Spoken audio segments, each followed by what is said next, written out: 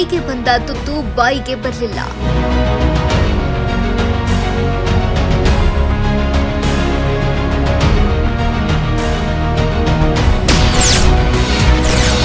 ವಡಗೇರದಲ್ಲಿ ಆಲಿಕಲ್ಲು ಮಳೆಗೆ ಸಾವಿರಾರು ಎಕರೆ ಭತ್ತ ನಾಶ.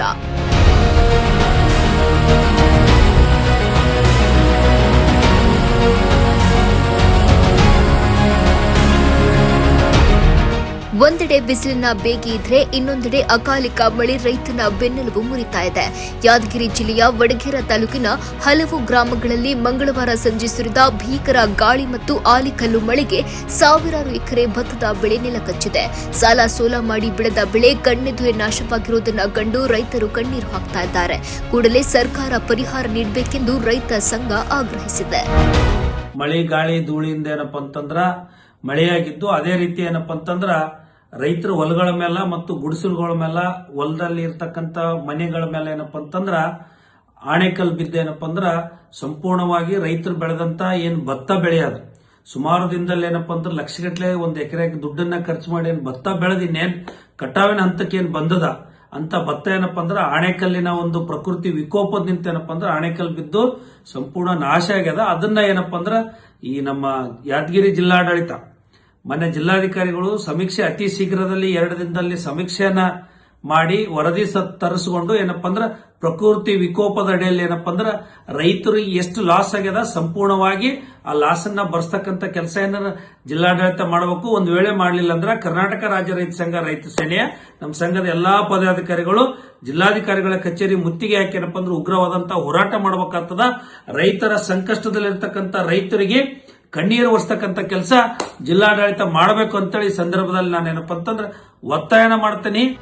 ವಡಗೇರ ತಾಲೂಕಿನ ಚೆನ್ನೂರ, ಅನಕಸುಗೂರು, ಗೊಂದೇನೂರ ಮತ್ತು ಕೊಂಕಲ್ ಗ್ರಾಮಗಳಲ್ಲಿ ಮಂಗಳವಾರ ಸಂಜೆ ಪ್ರಕೃತಿ ವಿಕೋಪವೇ ಸಂಭವಿಸಿದೆ. ದಿಢೀರ್ ಅಬ್ಬರಿಸಿದ ಭಾರೀ ಗಾಳಿ ಮತ್ತು ಆಲಿಕಲ್ಲು ಮಳೆಯಿಂದಾಗಿ ಕಟಾವಿಗೆ ಬಂದಿದ್ದ ಸಾವಿರಾರು ಎಕರೆ ಭತ್ತದ ಬೆಳೆ ಸಂಪೂರ್ಣವಾಗಿ ಹಾನಿಯಾಗಿದೆ.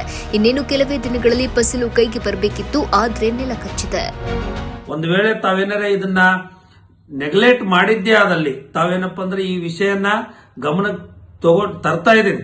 ಒಂದು ವೇಳೆ ನೀವು ಇದನ್ನ ನೆಗ್ಲೆಕ್ಟ್ ಮಾಡಿದ್ದೇ ಆದಲ್ಲಿ ನಿಮ್ಮ ವಿರುದ್ಧ ಉಗ್ರವಾದಂತಹ ಹೋರಾಟ ಮಾಡಬೇಕಾಗ್ತಂತೇಳಿ ಈ ಸಂದರ್ಭದಾಗ ಎಚ್ಚರಿಕೆಯನ್ನ ನೀಡ್ತಾ ಇದ್ದೀನಿ.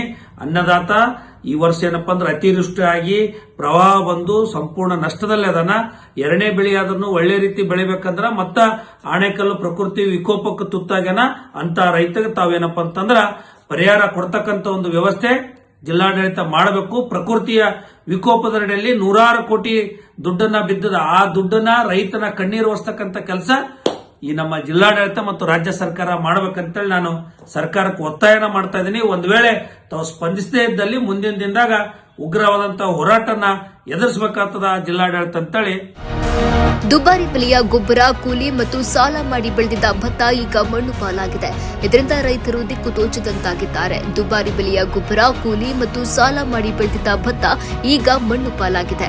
ಇದರಿಂದ ರೈತರು ದಿಕ್ಕು ತೋಚದಂತಾಗಿದ್ದಾರೆ. ಸಾಲ ಮಾಡಿ ಬೆಳೆದಿದ್ದ ಬೆಳೆ ಹಾಳಾಗಿದೆ. ರೈತರಿಗೆ ಸೂಕ್ತ ಬೆಳೆ ಹಾನಿ ಪರಿಹಾರ ನೀಡುವಂತೆ ಜಿಲ್ಲಾಡಳಿತಕ್ಕೆ ಮನವಿ ಮಾಡಿದ್ದಾರೆ.